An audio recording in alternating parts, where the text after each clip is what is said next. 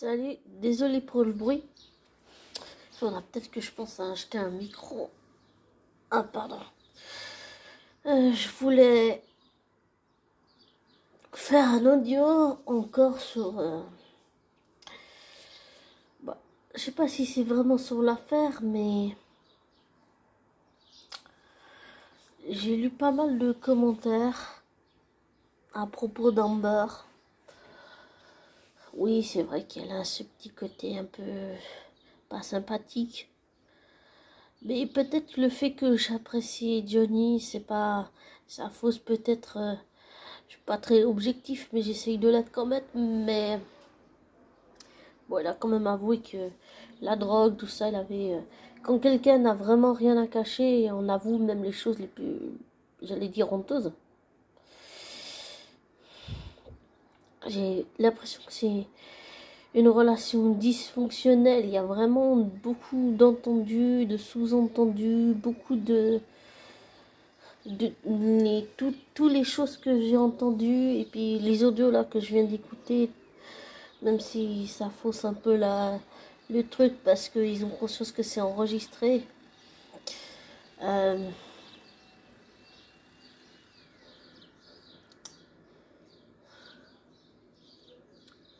Je constate qu'elle se remet pas en question et je vais dire que publiquement et sincèrement, vraiment, je le pense vraiment, même s'il y en a certains qui vont peut-être me descendre.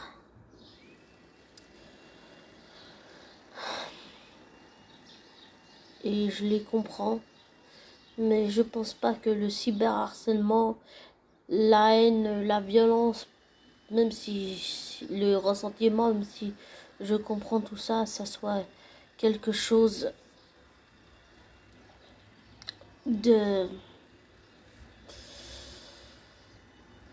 d'excusable, on va dire. En plus, je constate, comme je dis, elle se remet même pas en question. Enfin, pour moi, au bout d'un moment, on se remet en question quand même. Il y a un déclic, il y a quelque chose. Et là, non, rien. Et ce que j'entends, c'est que c'est un dialogue de sourds, en fait. Enfin, quand je dis un dialogue de sourds, c'est un dialogue où aucun n'arrive à comprendre l'autre. Et oui, ils sont toxiques l'un pour l'autre, c'est sûr. Et je pense pas que, j'allais dire, cracher sur les réseaux sociaux sur elle ou la haïr, ou la mépriser, ou faire une pétition pour qu'elle soit virée. Enfin, je sais plus trop quoi en penser toute cette affaire. Je sais pas, je suis un peu dans le doute, je me dis peut-être si. Mais à un moment donné, je sais pas. Je me dis peut-être ici, she is a wizard.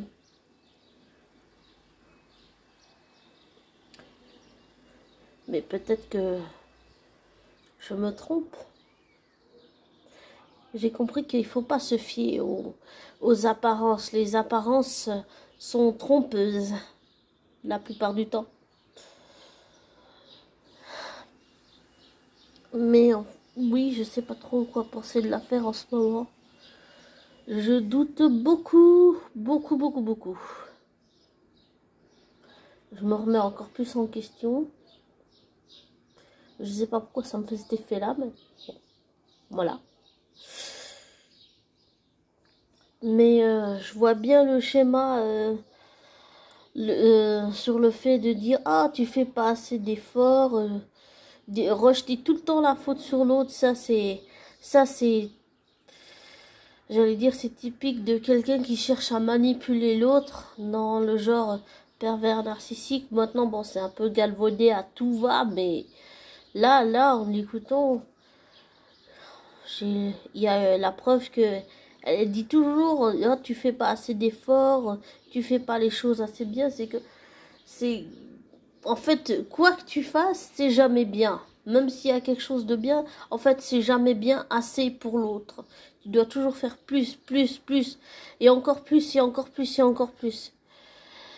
Et les extraits que j'ai vus, tout ça, le procès, eh ben, de ce que j'ai vu, comme c'était dit dans un commentaire sous une vidéo, je sais plus qui avait dit ça, c'est quelque chose, une phrase qui m'a frappé, qui est tellement vraie.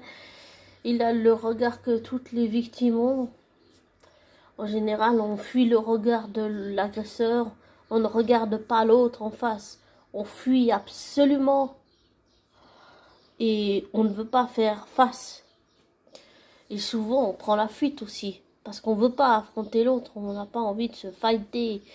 Et pas envie d'aller jusqu'à la bagarre avec l'autre. Ce que j'ai senti, c'est qu'il essaie, en fait, il essaie absolument de la raisonner. Mais ça marche pas, en fait.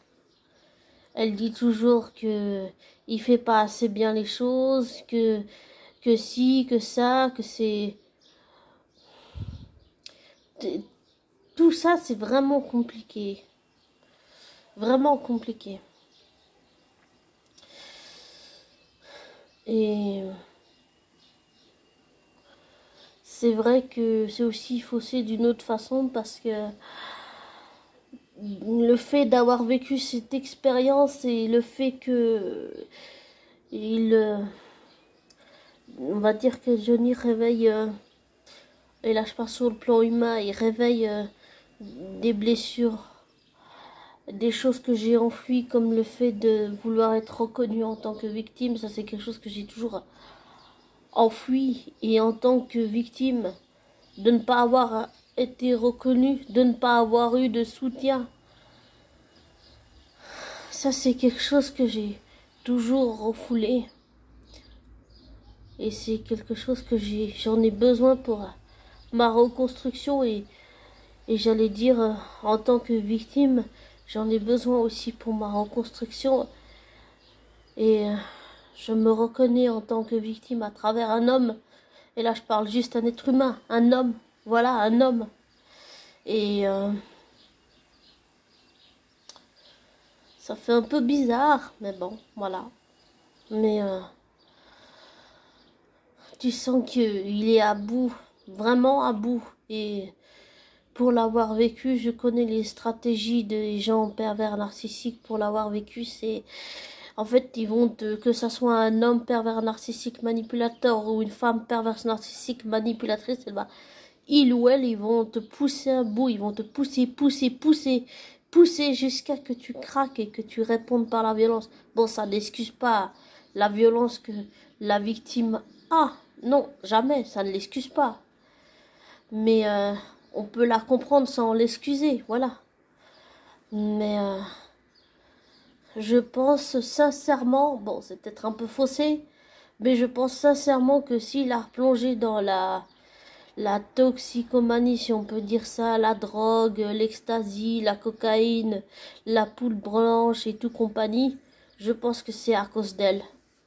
Pour supporter la pression, pour supporter les fights, pour supporter les mots qu'elle dit, pour supporter la pression psychologique, la pression émotionnelle, affective, le chantage, la manipulation. Parfois, on se réfugie dans ces substances illicites parce qu'on pense qu'il n'y a pas d'autre solution pour supporter la pression, supporter les attaques, les violences verbales, non verbales, pour supporter tout ça. Bon, ça n'excuse pas ça n'excuse pas le fait qu'il ait pris de la cocaïne, de l'ecstasy, qu'il a frappé sur les meubles. Non, ça n'excuse pas sa violence dans ce sens-là, ça n'excuse rien. Mais ça se comprend, oui, ça se comprend. Mais ça n'excuse pas, mais ça se comprend, oui. Ça se comprend. Et quand je dis qu'il révèle une blessure, c'est que... Et faire sortir que...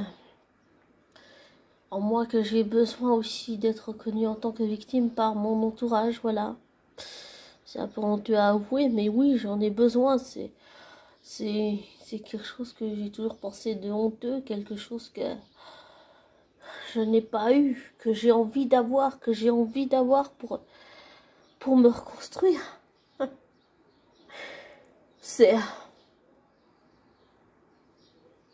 Je sais pas, je sais pas si c'est, il faut en avoir honte ou si c'est naturel ou c'est... Mais chacun a sa part de responsabilité, même si je sais pour l'avoir vécu qu'avec un être pervers, narcissique, manipulateur, manipulatrice, on a tout contre nous. On n'a pas seulement l'apparence, mais on a aussi tous les gens autour de nous. Et aussi, c'est souvent dans ces moments-là qu'on voit qui sont nos vrais amis, qui sont les vraies personnes qui vont nous soutenir. Et il arrive que parfois on puisse défouler sur les gens qui nous soutiennent et qu'après, ils coupent les ponts parce qu'ils veulent plus rien avoir à faire avec nous parce qu'on s'est défoulé sur eux en disant des choses pas très sympathiques. Alors que ça fait des années que la personne nous défend. Ça n'excuse pas tout ça, même si ça se comprend. Ça ne l'excuse pas. Voilà. Mais je sais pas trop quoi en penser. Je doute, je me dis peut-être, si, peut-être que, je sais pas, je doute.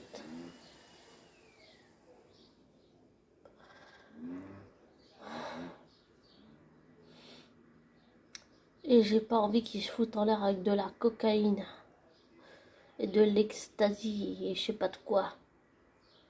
J'ai vraiment envie qu'il arrête cette merde. Et j'ai vraiment compris aussi que j'ai encore plus compris que les pervers narcissiques, manipulateurs, manipulatrices, ce sont des gens qui ne vont jamais reconnaître ce qu'ils ont fait. En fait, je dis ça parce que avec mon ex-collègue féminine perverse, narcissique, manipulatrice et raciste par-dessus le marché, eh bien, désolé de dire ça, eh bien, en fait, à chaque fois que je cherchais à lui faire dire pourquoi est-ce que tu as dit ça, reconnais-le, vas-y, reconnais-le, pourquoi est-ce que tu as dit ça, et à chaque fois que je cherchais à lui faire avouer, elle niait. Et elle réussissait à retourner tout contre moi. Voilà. Et il y a aussi eu l'effet de groupe, le fait qu'elle m'envoie les moniteurs comme des singes volants, enfin... Même si je doute, je renie pas que je me reconnais en homme pour une femme. Pour moi, j'allais dire en tant que femme, je me reconnais en un homme en tant que victime. Et ça, j'aurais jamais pensé que je me reconnaîtrais en un homme qui en a été victime et que je me reconnaîtrais en un homme que je suis victime. Voilà, que je l'ai été et que j'ai besoin de reconnaissance pour avancer. Voilà. Et j'ai compris que c'est quelque chose que mon ex-PN dira, n'a jamais reconnu, ne reconnaîtra jamais. Déjà en 2017, elle n'était pas là, elle n'était plus là. Mais même si ces gens sont plus là, ils s'insinuent partout dans votre environnement et ils s'insinuent surtout dans votre tête, dans vos émotions, dans votre corps, dans votre sentiment. Et quand je dis dans le corps, c'est-à-dire que on a peur de soi, on a nos peurs qui ressortent, on a beaucoup de choses qui ressortent, c'est-à-dire qu'il y a aussi des choses qui vont pas chez nous, qu'on peut changer, qu'on peut améliorer. Mais détruire quelqu'un juste pour le détruire, ça c'est... Enfin, pour moi c'est...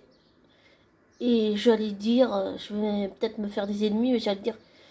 Je l'imagine très bien péter les plombs, ou comme ça, ou taper sur des meubles, comme on a vu la vidéo là, mais... je sais que ce jour-là, il venait d'apprendre que sa mère est décédée.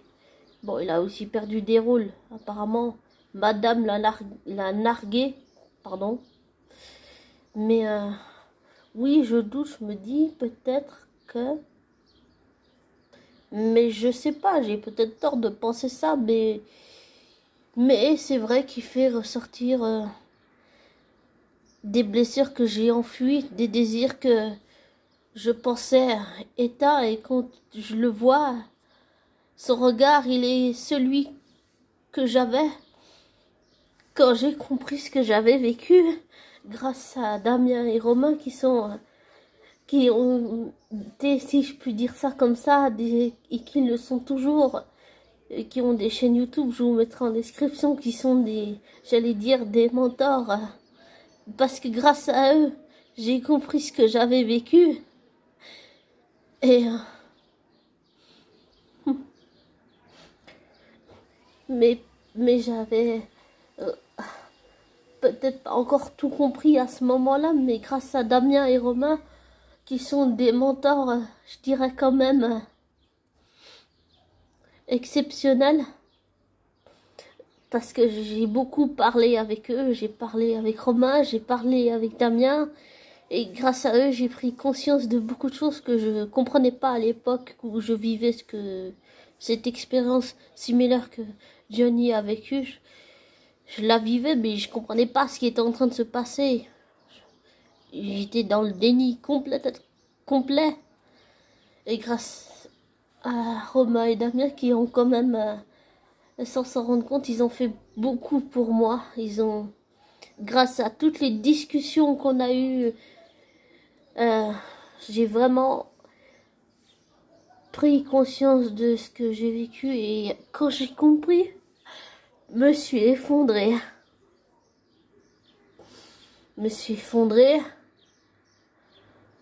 Et j'ai pleuré comme jamais. Et je pleurais tellement que j'avais mal à la gorge. Ça m'a fait, quand vous le réalisez, ça fait très mal. Très mal. Et vous aussi réalisez aussi que votre entourage s'est fait manipuler. Vous vous sentez bien seul.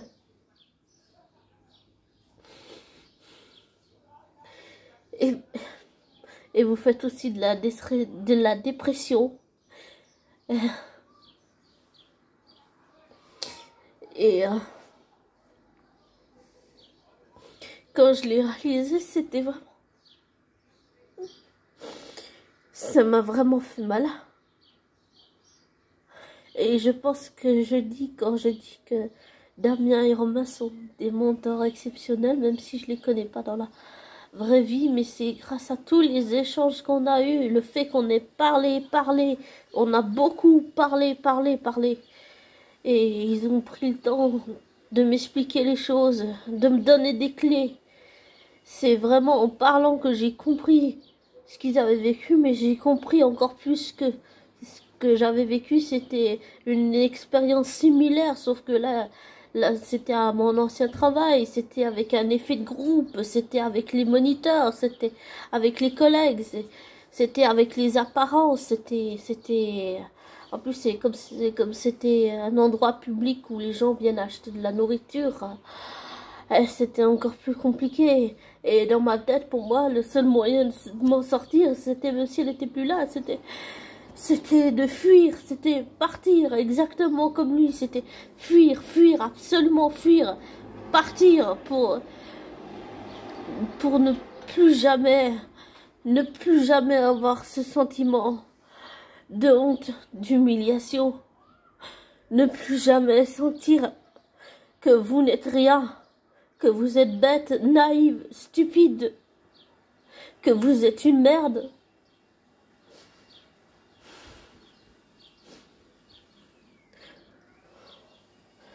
Pour reconstruire, mais surtout pour fuir.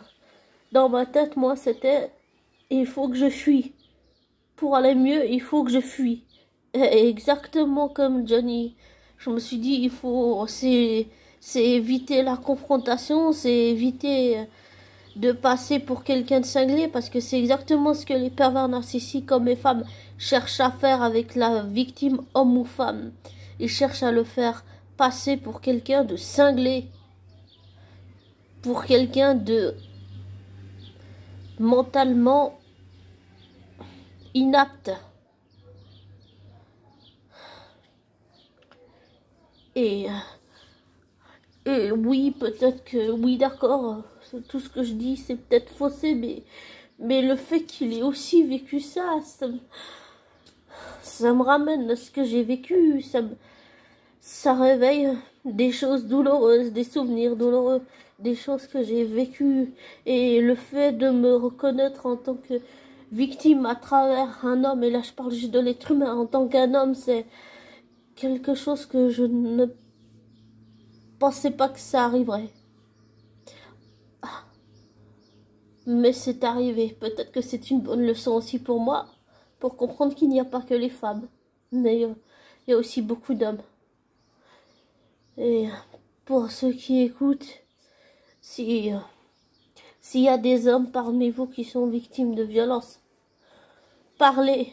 Ne restez pas dans le silence de ce que vous êtes en train de vivre. S'il y a des femmes victimes, parlez. Ne restez pas dans le silence de ce que vous pouvez vivre. Mais j'allais dire à armes égales. Voilà, c'est ça.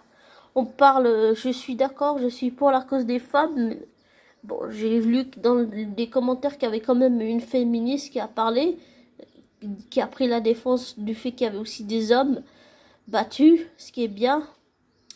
Mais après, j'ai pas vu beaucoup de commentaires où il y avait d'autres féministes. Les féministes, une fois j'ai écouté un témoignage d'un jeune homme qui s'est fait battre par sa copine. Bon, je sais plus si c'était une vidéo ou un podcast ou un audio. Et en fait, eh ben, il a été voir justement, je crois, une association, je sais plus, il y avait un truc, bon, on va dire une association de féministes, mais je sais même pas sûr, mais voilà. Et en fait, il a été parlé à ces dames féministes et ces féministes lui ont répondu à ce jeune homme, oh, il y a des hommes battus, oh, mais on va pas les défendre. Comme si les hommes battus c'était un tabou, c'était quelque chose qui n'existait pas. Enfin, la société ne veut pas accepter qu'il y a des hommes qui sont battus, que les hommes ont des émotions, que les hommes même virils ont des émotions, que les hommes ont aussi des choses à dire, que les hommes ont besoin de soutien, que les hommes ont besoin d'accompagnement, qu'ils ont besoin d'hébergement, qu'ils ont besoin de structure, qu'ils ont besoin d'un foyer, d'un endroit qui puisse se réfugier et pas les juger tout de suite. Bon, je parle pas là des pervers narcissiques femmes, pervers narcissiques hommes qui se font passer pour des fausses victimes. Non, je parle des vraies victimes, les vraies victimes, comme tous ceux qui le vivent à travers le monde. Et comme beaucoup de témoignages que j'ai pu entendre à la télé, que j'ai pu entendre dans des émissions, que j'ai pu entendre en cherchant dans des vidéos sur YouTube, que j'ai pu aussi entendre autour de moi. J'ai dans mon entourage des personnes qui ont été victimes d'autres personnes perverses, narcissiques, manipulatrices, manipulateurs. Et c'est avec tout ce qui est en train de se passer, ça, plus le truc de l'Ukraine, enfin ça, j'allais dire, ça dépasse les bornes, mais on est totalement dépassé par ces événements, en fait. Et oui, même si je le connais pas dans la vraie vie, et que j'ai envie de le rencontrer dans la vraie vie, Johnny a pas mal de choses que je ressens comme moi. Il est dépendant affectif, donc c'est quelqu'un qui ne supporte pas d'être seul, même si j'ai dû apprendre à vivre avec ma solitude que j'ai fini par aimer. J'ai aussi le TDDH, le trouble de l'hyperactivité, le trouble de l'attention. Je peux avoir des colères qui montent, j'expose, puis après je regrette ce que j'ai dit, voilà, souvent. J'essaye de me remettre en question avec l'aide de la psy, de travailler sur tout ça, beaucoup travailler sur tout ça,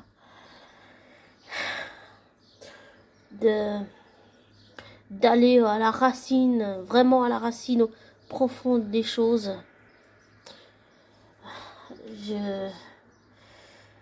C'est en tout cas, en tant que femme, je reconnais que publiquement que je me reconnais, et là je parle seulement en tant qu'être humain, je me reconnais en Johnny en tant que femme victime d'une ancienne collègue perverse, narcissique, raciste et manipulatrice. Oui, je le reconnais. Mais c'est quelque chose qu'avant je niais. Vraiment que je niais. Et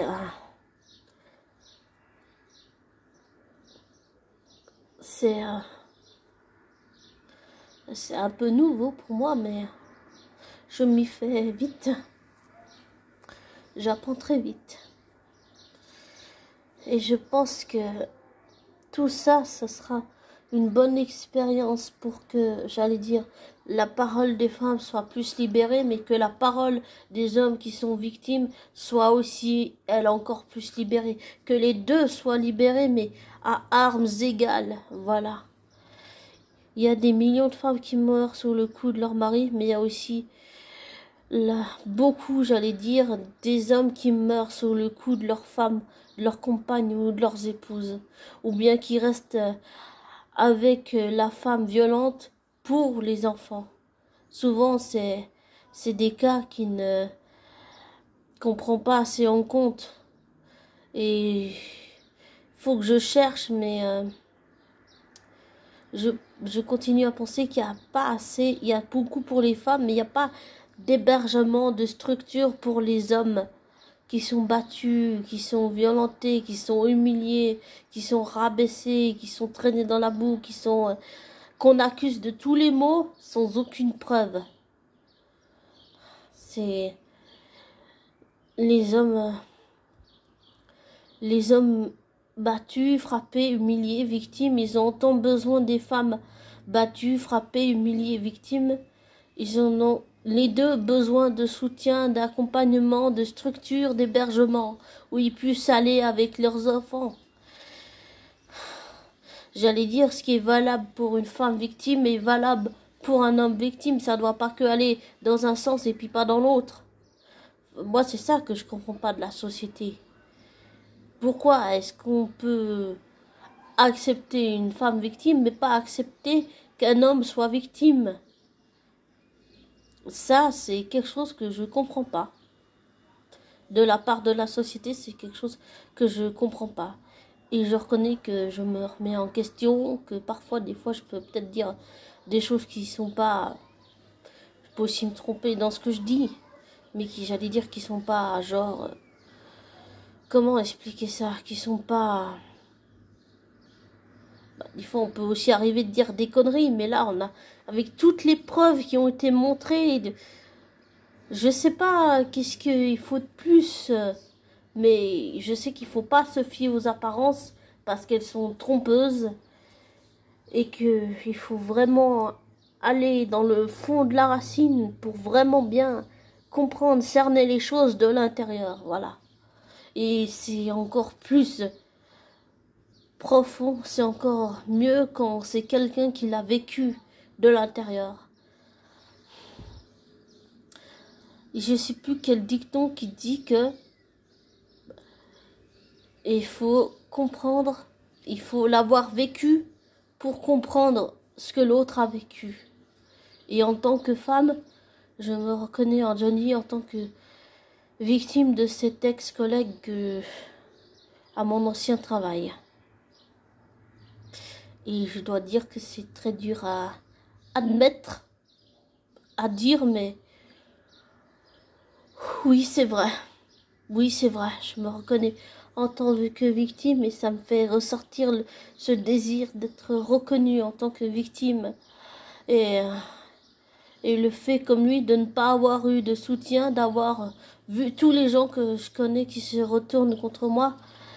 Bon, quand je dis tous, oui, beaucoup, pas mal. Mais pas mon meilleur ami, non. Mais d'autres personnes de mon entourage, par exemple. Voilà. Que je citerai pas leur nom pour préserver leurs anonymats. Désolé. J'en suis désolée. Mais j'ai quand même un peu de dignité, on va dire. J'essaye. Je peux être réfractaire à certaines idées, ne pas avoir l'esprit ouvert sur certaines choses, certaines idées, ou pas être d'accord carrément, mais j'ai compris que le dialogue, ça peut résoudre les choses, mais il faut que l'autre soit aussi ouvert d'esprit. Si l'autre te rabâche tout le temps, que tu fais jamais d'efforts, que tu fuis tout le temps, enfin que tu subis ça depuis des années, c'est quelque chose qui te rentre dans la tête, puis tu finis par croire ce que l'autre te dit, tu finis par croire que l'autre dit que ce que tu fais c'est jamais assez bien, puis tu finis par le répéter toi-même. J'ai déjà vécu cette expérience d'entendre tout le temps quelqu'un te dire tu fous jamais rien de la journée. Oui, je d'accord, mais écrire c'est pas foutre rien, hein. Un écrivain, il a ses heures où il travaille et puis il travaille pas. Mais t'entends tout le temps dire oh tu fous jamais rien, tu fous jamais rien, et puis que quand tu répliques tu dis ah mais que la victime toi tu dis mais de toute façon dans un accès de colère ou bien que t'exploses tu dis ah mais de toute façon tout ce que je fais c'est jamais bien pour toi, c'est jamais assez bien, puis que l'autre te confirme en disant oui. Ça fait mal, ça blesse. Les mots sont destructeurs. Ils sont destructeurs. Destructeur, c'est de l'autodestruction. Et je suis assez comme Johnny à m'auto-flageller, à me détruire, à faire de l'autodestruction. Je suis toxique pour les autres, toxique pour moi toute seule. Au début, c'est ce que j'ai pensé. Bon, pardon, je veux juste boire un coup, c'est que de l'eau.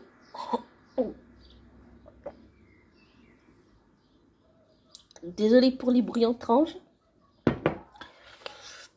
Mais on finit par croire nous-mêmes, les victimes, qu'on est cinglés en fait, qu'on est toxique pour les autres, que c'est nous qui avons un problème, que c'est nous qui sommes un danger. Apparemment, elle l'empêchait de voir ses enfants, elle lui a fait vendre un yacht qu'il voulait pas vendre, enfin, toutes ces choses, tout ça, c'est de la manipulation pour empêcher l'autre d'être heureux, en fait. Parce que la personne perverse narcissique, homme ou femme, ne supporte pas de voir la femme victime ou l'homme victime heureux, bah, elle va tout faire pour le détruire, voilà. Et lui fout tout sur la gueule, il ou elle, tel qu'il soit, ou qui qu'il soit, ou qui qu'elle soit, voilà. Et ça, c'est un exemple parfait de ce que, dans la vraie vie, c'est d'avoir une relation avec quelqu'un de pervers narcissique. C'est exactement tout ce qu'il a dit, c'est exactement ce que ma collègue a fait. Elle essayait de me foutre tout sur le dos. Bon, c'est sûr qu'avec mon comportement de je me mêle de ce qui me regarde pas, ça m'a pas aidé non plus, je le reconnais. Mais même les gens avec un caractère fort on finit par s'écraser devant ce genre de personnes et on se fait tout petit et on s'éteint. Et la lueur, le fait qu'il n'ait pas de lueur dans les yeux, ça me ramène au fait que ces gens, les pervers narcissiques hommes et femmes, ils vous prennent tout, et ils vous prennent votre humanité, ils vous prennent vos sentiments, ils vous prennent votre affectif, votre émotionnel, ils vous tiennent par les couilles avec du chantage, de la manipulation, ils vous éteignent la lumière que vous avez au fond de vous, cette lueur d'espoir que vous avez, que vous êtes persuadé que les choses vont s'arranger, c'est exactement ce que j'ai vécu, c'est différent, c'est similaire, mais c'est similaire, j'allais dire c'est différent, c'est tout différent, mais c'est similaire à ce que j'ai vécu et ce que ma sœur jumelle a vécu. C'est tout à fait en tout point ça, même si c'est différent mais similaire. C'est exactement ça. Et ça fait mal, ça fait mal. C'est... Et peut-être que je dis que c'est pour ça que je suis pas objectif. Le fait de l'avoir vécu, le fait de me reconnaître en tant que, en lui, sur le plan humain, en tant qu'être humain, en tant que victime, c'est... peut-être que c'est ça qui me fait que je rends pas objectif. Et j'en suis désolée. Mais je peux pas rester insensible à ça. Et je me fie pas aux apparences. Les apparences sont trompeuses. Mais vu toutes les preuves, c'est... et puis le fait que... Bon, il a dit que... il a dit à Paul Bettany dans un message que il voulait s'assurer qu'elle soit morte. Et puis le fait aussi qu'il ait dit que... Je sais plus ce qu'il a dit sur Vanessa, mais il a dit un truc pas très sympathique. Et c'est juste ça que je dirais que je suis pas très d'accord avec lui, c'est que dire des reproches à quelqu'un qui défend depuis des années, ça c'est pas très sympa, je trouve quand même. Voilà, c'est tout. Mais je suis d'accord pour tout le reste. Oui, oui, oui, oui, je le défends, je ne le nie pas. Mais j'allais dire, traiter quelqu'un de nom d'oiseau qui t'a défendu pendant des années, ça par contre, je suis pas sûre que je puisse oublier ça. Ça, c'est pas. Et comme j'ai dit dans mes audios précédents, ce que j'aimerais savoir, c'est est-ce qu'il l'a dit dans l'émotionnel, genre dans la colère, parce qu'il a pété un plomb, ou toutes des choses comme ça. C'est-à-dire, souvent, quand on est en colère, on dit des choses blessantes à notre entourage, on se défoule sur lui, et on dit des choses blessantes qu'on ne pense pas. Voilà. Et je pense que le fait d'avoir du TDDH, d'être impulsif, ça n'excuse pas la violence, ça n'excuse pas les comportements. Et c'est pour l'avoir fait, c'est avec ma psy Hélène, un policier, c'est un travail de longue haleine, vraiment de longue, très longue haleine. À vraiment essayer d'améliorer ce qu'on peut améliorer chez soi. Et comme avait dit la phrase de Gandhi, sois le changement que tu veux voir chez les autres. Et c'est vrai, oui, c'est vrai.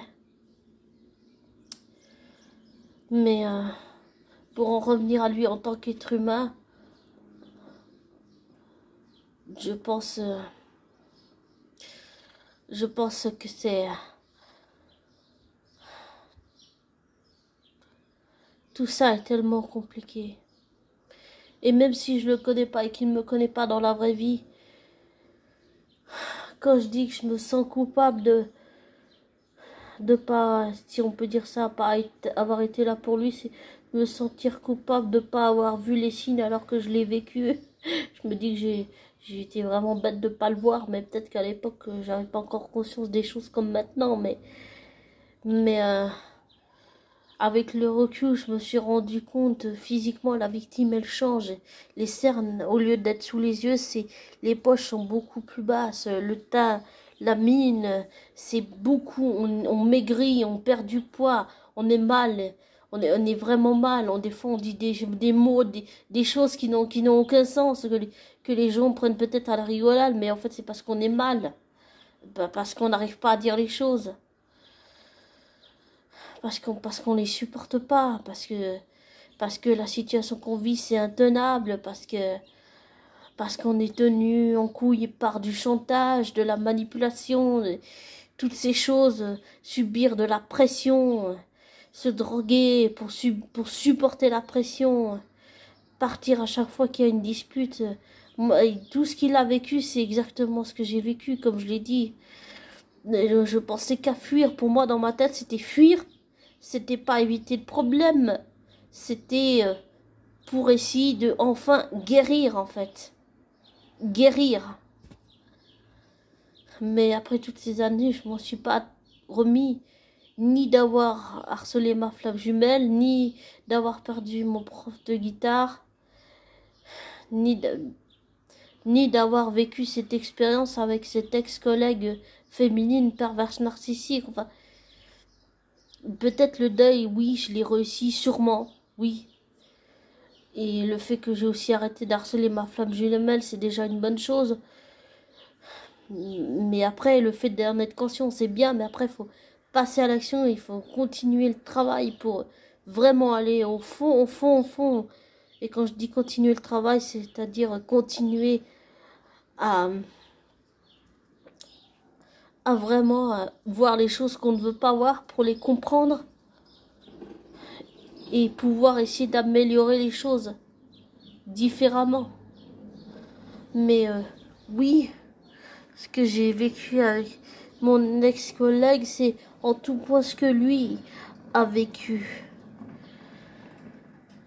Et je dois dire que ça fait du bien de se reconnaître en tant qu'être humain, en un homme, en tant que femme victime. C'est ce que je dirais pour finir. Bon, je vais vous laisser. Prenez soin de vous et si vous avez quelqu'un dans votre entourage, homme ou femme victime, essayez de les encourager à parler et à se sortir de cette situation.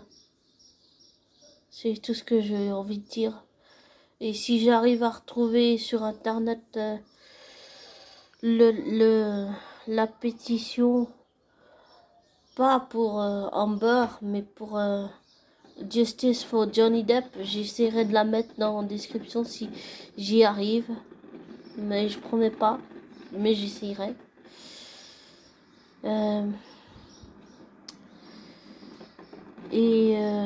Pour en revenir, juste finir sur Amber,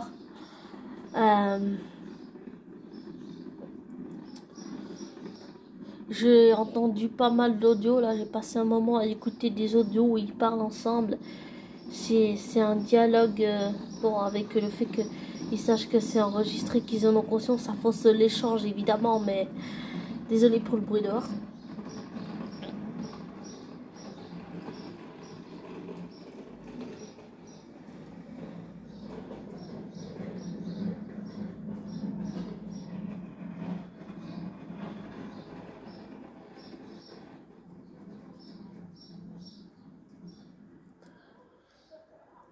Mais c'est une affaire plus complexe et compliquée qu'on ne le croit. Ne pas se fier aux apparences. Mais j'ai pas fini là, je voulais dire un truc, oui, pour finir sur Amber. Oui, je déteste ce qu'elle lui a fait, mais en tant que personne, je ne la déteste pas. Oui, je lui en veux pour ce qu'elle a fait, mais je n'ai pas de haine ou de rage ou de mépris, et je ne laisse pas une minorité de fans décider de virer un acteur ou pas d'une série ou une actrice d'une série ou pas du tout. Non. J'ai pas envie d'entrer dans là-dedans, j'allais dire les hommes pervers narcissiques manipulateurs, les femmes perverses narcissiques manipulatrices. Franchement, c'est des gens qui n'en vaut pas la peine qu'on ressente de la haine ou du mépris pour ces gens ou perdre son temps, ou désolé si je blesse des gens, j'allais dire à faire signer une pétition pour la faire exclure du film Aquaman. C'est juste des gens qu'il faut laisser sur le côté et s'ils veulent pas nous lâcher, tout faire pour qu'ils nous foutent la paix et nous laissent tranquilles. Voilà. Et je ne nie pas que avec sa toxicomanie, ses problèmes d'alcool, tout ça, ça n'a pas aidé. Et j'ai vraiment l'impression que les comment ça s'appelle les putains, excusez-moi, je voulais pas dire ça, putain, c'est sorti tout seul.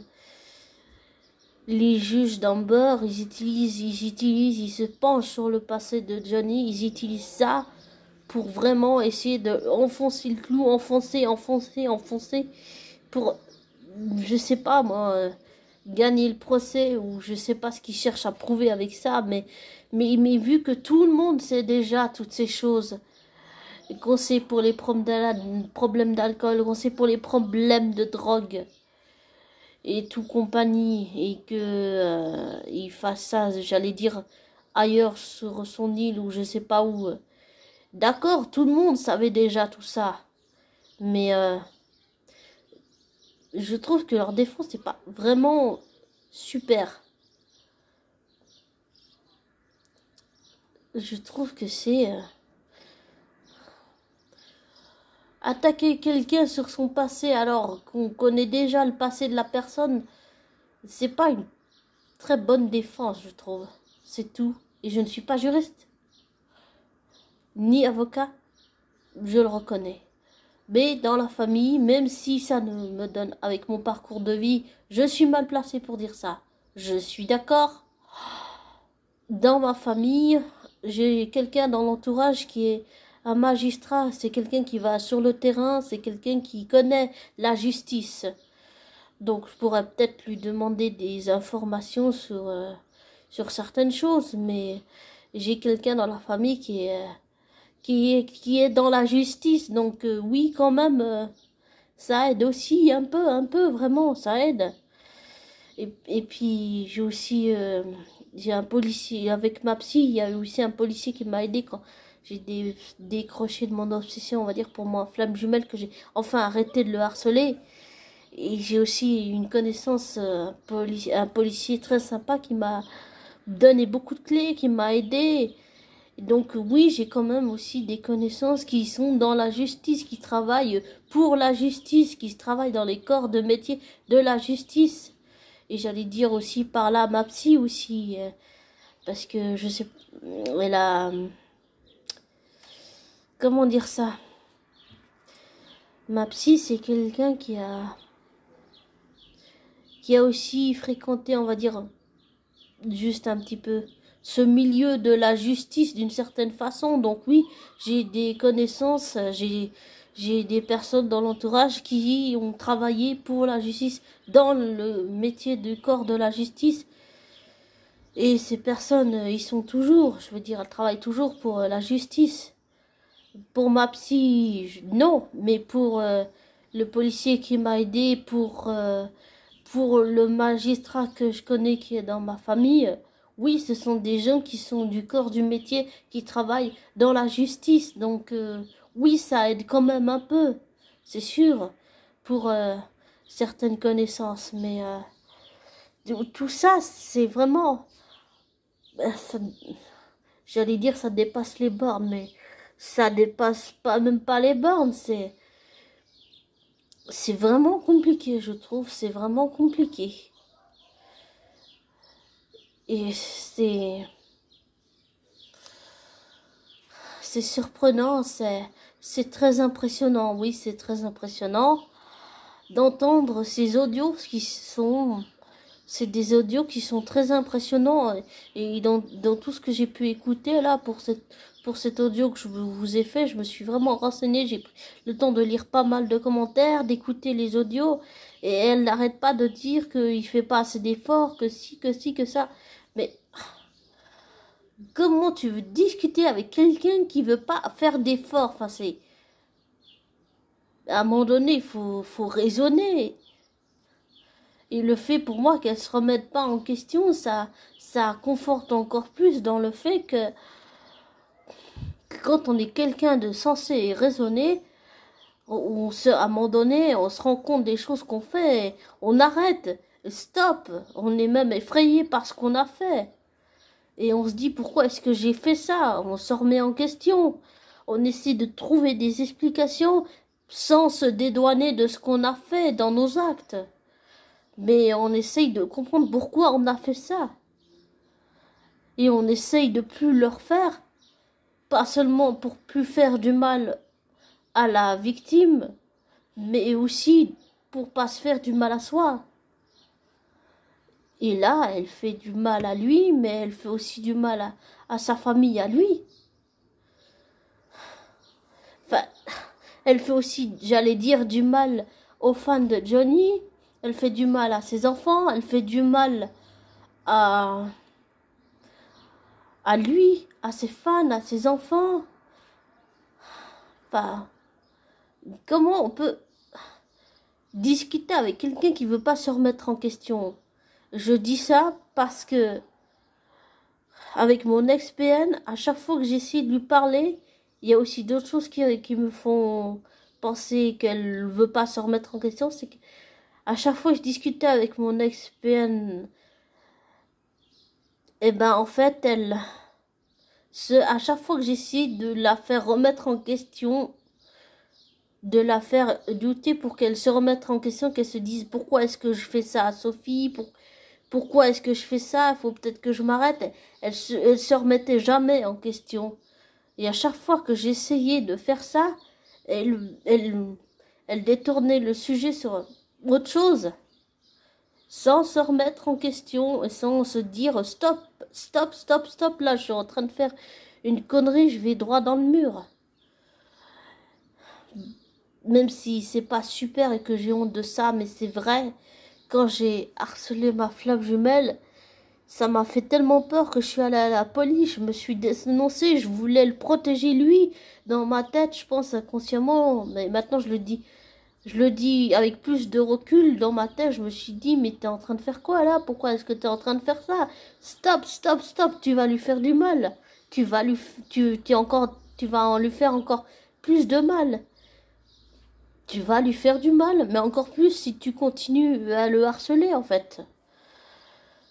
C'est ça que je me disais dans ma tête. Dans ma tête, c'était il faut que je porte plainte contre moi pour protéger ma flamme jumelle de ce que j'ai fait. Voilà. Et je voulais aussi préciser que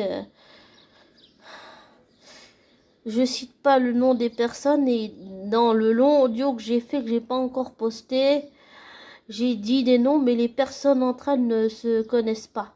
Voilà. Si jamais. Les personnes entre elles ne se connaissent pas. Voilà. Mais pour en revenir au truc de harcèlement, tout ça harcelé, au début je me rendais pas compte, mais c'est quand la mère de cet ami m'a expliqué ce que ça lui faisait à lui, tout le stress que ça lui faisait. Dans ma tête, ça fait un déclic. Je me suis dit, pourquoi est-ce que tu es en train de faire ça? Qu'est-ce que tu es en train de faire là? Pourquoi est-ce que tu fais ça? Ça m'a fait vraiment peur de savoir jusqu'où j'étais allée en le harcelant jusqu'à chez lui. Ça m'a fait peur. Très très peur. Et je me suis dit, stop, stop, là, tu vas dans le mur. Et puis en plus, je l'ai dit à des personnes de mon entourage. Donc on en a aussi pas mal parlé avec, j'allais dire, avec des connaissances, avec mes parents adoptifs. J'en ai parlé pas mal autour de moi. Vraiment beaucoup. Et tout ce qu'ils m'ont dit, et ce que ce policier très sympa m'a dit, tout ce que ma psy m'a dit, tout ce que mes parents m'ont dit, toutes les connaissances avec qui j'en ai parlé, ça m'a fait vraiment réfléchir et prendre vraiment du recul pour comprendre qu'en fait j'étais en train de le foutre en l'air, lui, que j'étais en train de lui faire du mal à lui. J'ai essayé de comprendre pourquoi je faisais ça. Je comprenais pas. J'ai essayé de trouver des explications pourquoi je faisais ça, mais sans aucunement me dédouaner. Ça ne m'excuse pas. Ça n'excuse pas et ça ne dédouane pas le fait que je l'ai harcelé. Non, ça n'excuse pas ça. Ça n'excuse pas. C'est pas possible. C'est pas acceptable. C'est pas, j'allais dire, c'est pas pardonnable. Mais je suis un peu déçue. J'aurais espéré que Amber raisonne et se dise en fait je suis en train de faire quoi là? Je suis déçue qu'elle se remette pas en question.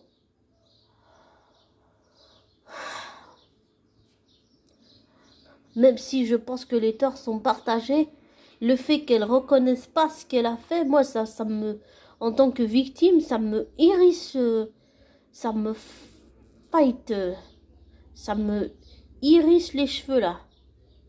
Ça m'énerve, j'allais dire même. Le fait de pas reconnaître... pourquoi nier, enfin?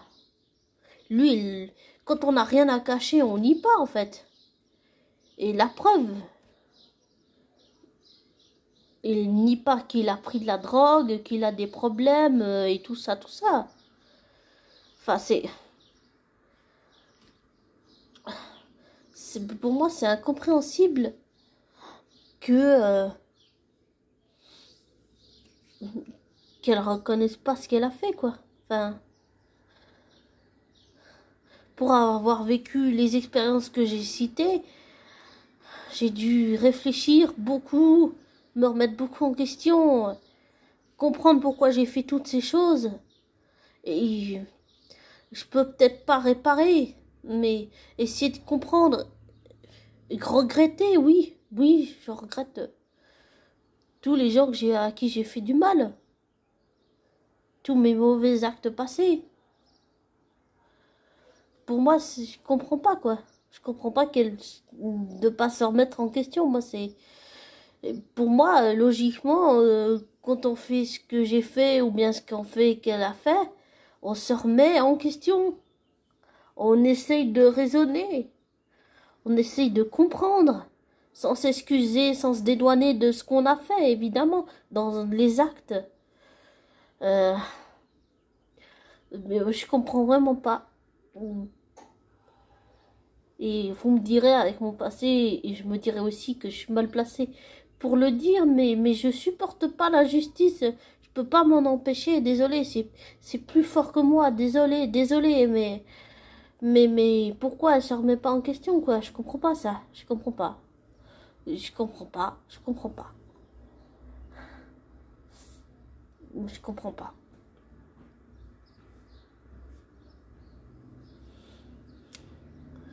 Pour moi, il y a la logique, c'est on fait une connerie, quand on a un déclic, on se remet en question. On essaie de comprendre pourquoi sans se dédouaner et on essaye d'améliorer les choses, d'arranger la situation pour que ça aille mieux.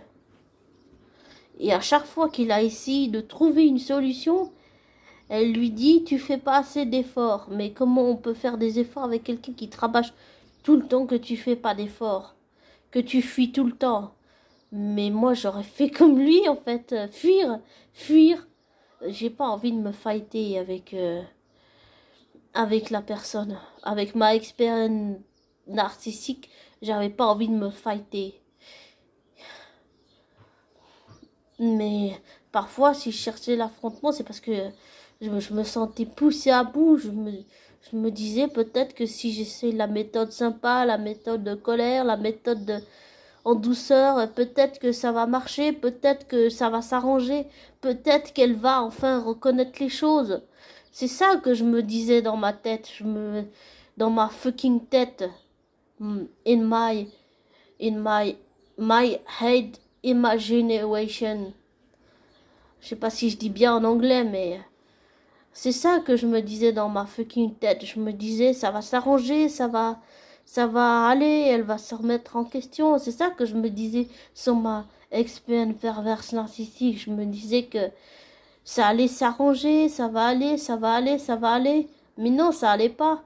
Ça s'arrangeait pas. Et puis en plus, avec l'effet de le groupe et de tout ce qu'elle a fait, et le fait de faire ce qu'elle a fait, enfin, ça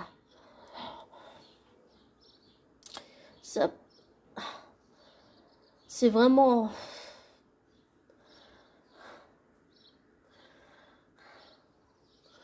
Et ça s'est pas arrangé, non. Je sais pas si je peux encore porter plainte, mais ça s'est pas arrangé et j'ai aucune preuve de ce que ma ex-PN elle a fait. Mais je l'ai vécu, oui. Mais le problème c'est que j'ai pas gardé de preuves.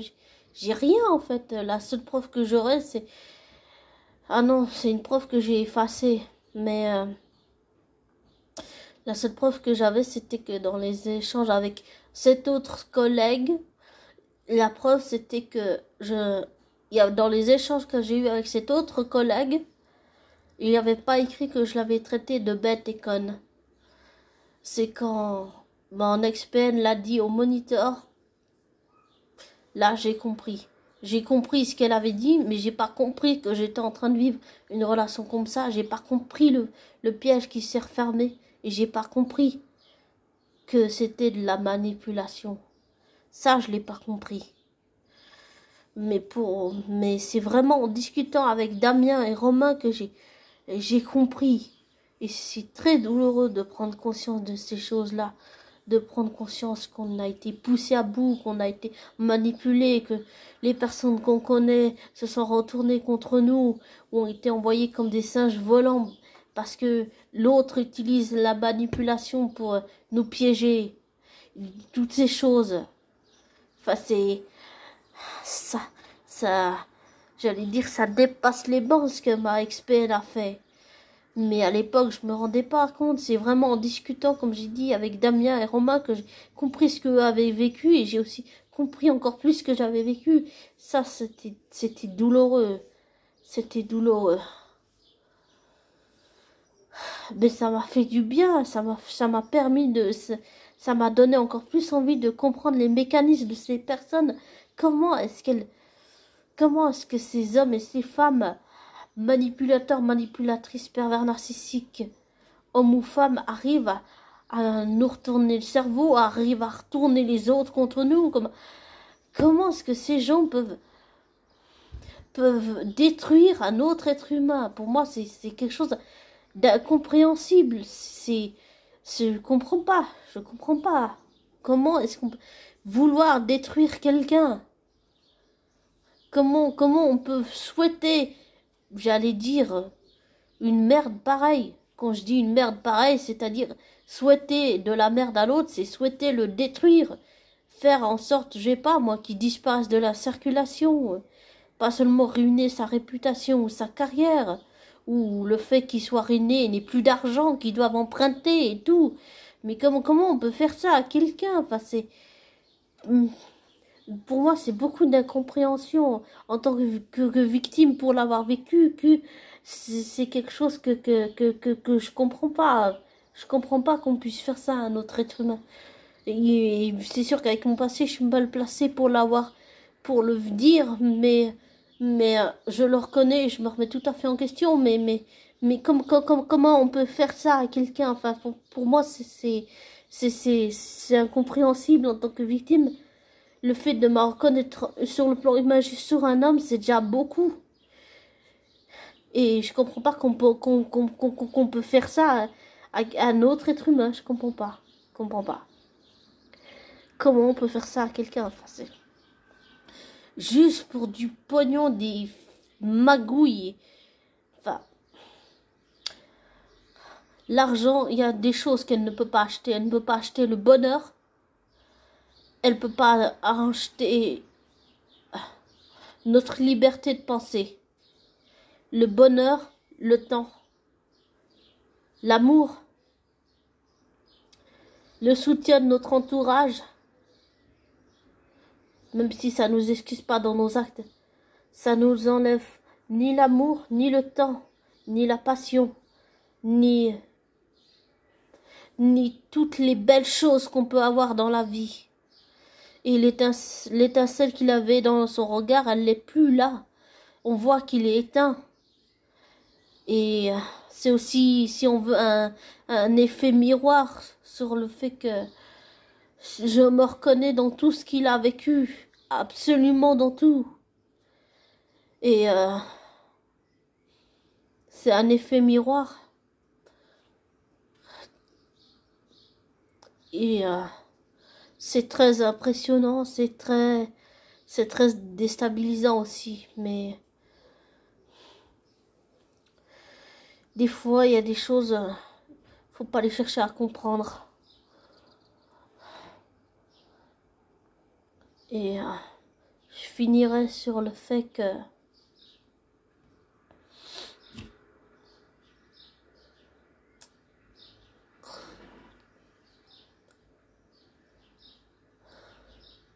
retrouver notre humanité, nous connecter à notre humanité. C'est la chose la plus importante. Nous reconnecter à nos émotions. Et je pense que c'est pas parce que on a des problèmes qu'on est quelqu'un de faible. On peut être quelqu'un de très fort, mais devant ce genre de personnes comme mon ex-peine ou Amber, on s'écrase parce qu'on supporte plus la pression, parce que on craque complètement, parce qu'on est poussé à bout dans nos retranchements psychologiques jusqu'à qu'on craque et qu'on finisse par répondre par la violence. Et ça n'excuse pas la victime dans ses actes de violence. Ça ne la dédouane pas. Mais ça ne dédouane pas non plus la personne qui nous fait ça, la personne qui nous provoque, la personne qui veut absolument se fighter avec nous pour nous chercher des merdes dans la tête. C'est une façon de dire les choses, mais voilà. Enfin, moi, c'est...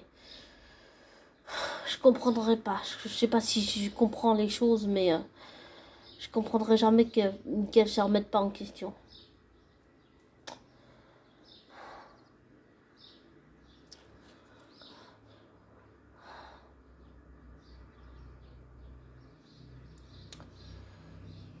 Prenez soin de vous. Désolée d'avoir parlé de tout ça, mais c'est j'allais dire c'est tellement important pour moi. Ça me fait ressortir des choses douloureuses, mais des choses dont j'ai besoin pour avancer. Voilà.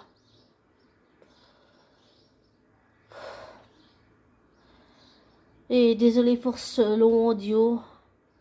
Et ne vous laissez pas influencer par moi. Prenez pas pour argent comptant ce que je dis. Faites des recherches, des vérifications. Tirez-en vos conclusions. Et prenez soin de vous.